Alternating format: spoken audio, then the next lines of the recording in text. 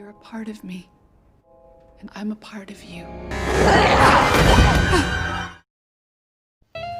Halo rebahaners yang budiman dimanapun kalian berada, bagaimana kabarnya? Semoga kalian sehat dan uang THR kalian masih aman. Karena cukup banyak dari kalian yang minta bahas perfilman lagi, gak banyak sih, cuma 3 orang. Jadi kali ini saya akan membahas film yang sebenarnya sudah saya tonton cukup lama dan agak lupa alur ceritanya. Akhirnya saya nonton lagi filmnya.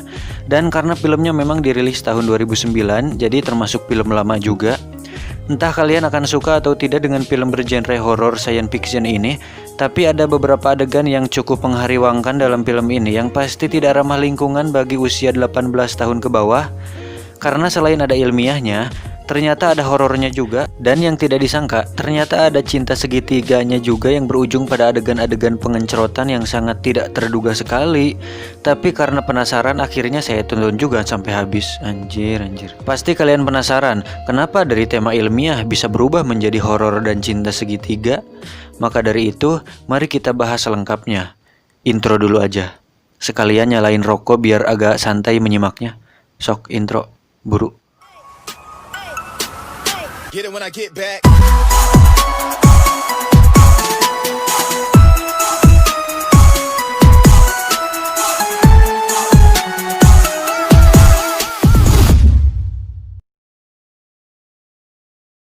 Splice adalah istilah percobaan mengawinkan atau mengencerotkan 2 atau lebih DNA makhluk hidup sehingga lahirlah makhluk hidup baru. Tujuannya bermacam-macam, diantaranya adalah untuk mencari obat yang sempurna untuk mengobati penyakit-penyakit yang susah disembuhkan seperti kanker, koreng, dan semacamnya. Nah, alkisah ada 2 ilmuwan pasangan suami istri bernama Clip dan Elsa. Mereka adalah orang yang berhasil mengawinkan beberapa DNA makhluk hidup menjadi makhluk hidup baru. Tapi, perusahaan yang mendanai penelitian mereka menyuruh Clip dan Elsa untuk mengakhiri percobaannya karena hasil yang diinginkan sudah didapat. Tapi, karena insting seorang ilmuwan selalu penasaran terhadap hal baru, berbeda dengan netizen yang selalu penasaran dengan kehidupan orang lain, akhirnya Clip dan Elsa bereksperimentasi dengan beragam gen makhluk hidup. Mereka tengah menantang dirinya sampai berapa jauh manusia mampu menciptakan kehidupan baru. Awalnya, Clip dan Elsa berhasil menggabungkan DNA dari hewan-hewan berbeda seperti kambing dan tikus. Tak terduga, percobaan itu menghasilkan sepasang makhluk genetis. Dengan keberhasilan awal itu, keduanya mencoba mengawinkan 2 makhluk ciptaannya tersebut, hingga terlahirlah sebuah opum. Anda tahu opum? Ini mah opak atuh. Hasrat pun kian membara di benak Elsa. Ia berangan-angan bagaimana seandainya DNA itu digabungkan dengan DNA manusia. Kemudian, keduanya menyuntikkan opum tersebut dengan DNA manusia. Padahal, perusahaan farmasi tempat mereka bekerja sudah mengingatkan untuk tidak melakukan percobaan yang berkaitan dengan genetika makhluk yang berbeda. Ambisi Elsa pun makin tak terbendung, hingga Clip merasa khawatir. "Bun, ayah takut kamu melampaui batas kenormaan," katanya. Namun, Elsa sang istri terus meyakinkannya bahwa eksperimen itu akan membawa keberhasilan. Di luar dugaan, persilangan gen itu berhasil. Sosok mungil muncul dari opum yang kian membesar. Clip merasa makhluk tersebut harus segera dimusnahkan karena dikhawatirkan bisa berbahaya. Tapi, Elsa melarangnya. Akhirnya Clip menurut, karena apa daya, wanita selalu menang. Dan karena Clip termasuk seorang susis atau suami siun istri, akhirnya mereka menamai makhluk ini dengan nama Dren, yang jika dibaca terbalik menjadi nerd, atau dalam bahasa Indonesia artinya aneh. Jika tidak percaya, cek di Google Translate. Dan tidak disangka, makhluk tersebut ternyata mampu tumbuh dengan cepat dari individu normal pada umumnya. Elsa pun menemukan bahwa makhluk tersebut sedang mengalami perkembangan mental seperti anak manusia yang masih kecil. Karena takut diketahui oleh perusahaannya, akhirnya mereka berdua memutuskan untuk memindahkan Dren ke tempat yang lebih aman, yaitu di gudang pertanian yang jauh dari keramaian. Di sana, Dren tumbuh dengan sangat cepat menjadi seperti seorang gadis remaja. Meski dengan fisik yang tetap terlihat aneh, kepala yang botak, berbuntut, dan memiliki kaki seperti uncal. Demi melindungi Dren dari dunia luar dan perusahaan perusahaan tempatnya bekerja, Cliff dan Elsa melarang Dren untuk keluar dari gudang tersebut yang tentu membuatnya sangat bosan dan gabut. Hingga pada suatu titik, Dren berulah dan ekornya mengeluarkan semacam cucuk atau duri tajam yang membuat Elsa terkejut. Dari situ, Elsa memutuskan untuk memotong ekornya agar Dren menjadi tidak berbahaya dan menyuntikkan sebuah cairan agar Dren menjadi lebih stabil. Elsa pun akhirnya menemukan sebuah teori bahwa ternyata Dren berpotensi besar untuk menjadi makhluk yang berbahaya. Tetapi di saat yang bersamaan, hubungan Cliff dan Dren ternyata semakin dekat. Dren yang semakin tumbuh dewasa ternyata memiliki hasrat kepada lawan jenis. Pada suatu saat di mana Elsa sedang berada di kantornya, Cliff pergi ke gudang sendirian untuk mencoba menenangkan Dren agar tidak nalangsa. Namun hal itu disalahartikan oleh Dren dan pada suatu titik mereka akhirnya kebablasan yang berujung pada adegan pengencerotan, dan saya pribadi yang menonton hal tersebut agak aneh melihatnya. Ya, kalau si Drennya diperankan oleh Mia Khalifa mah pasti anteng-anteng aja.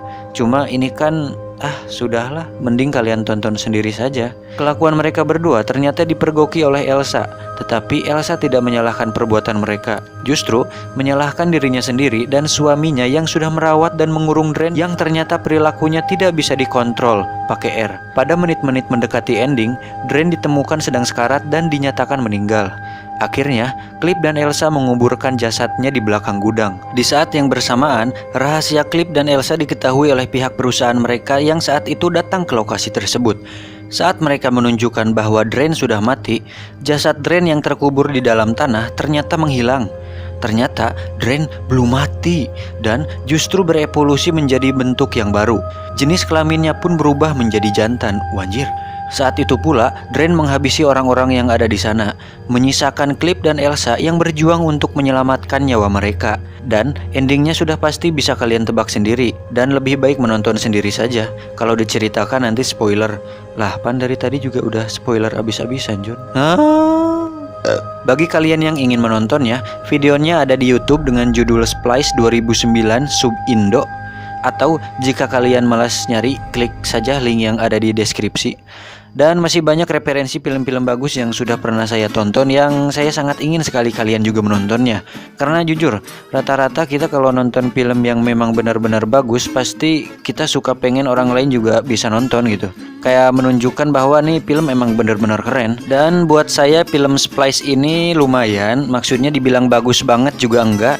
Cuman untuk mengisi kegabutan cukup lumayan lah dengan alur cerita yang sederhana dan tidak perlu berpikir terlalu keras seperti film Inception atau The Da Vinci Code mah. Intinya film ini mengajarkan kita bahwa manusia tidak bisa melawan kodrat dengan menciptakan makhluk hidup baru layaknya Tuhan. Dan manusia hanya bisa membuat manusia, dan itu pun atas izin Tuhan. Dan atas izin istri jika dia mau diajak. Kalau gak mau ya paksa.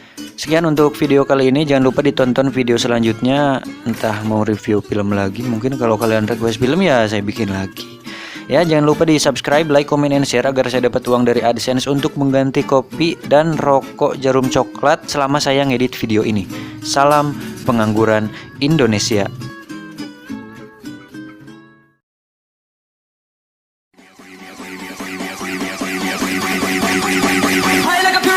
Just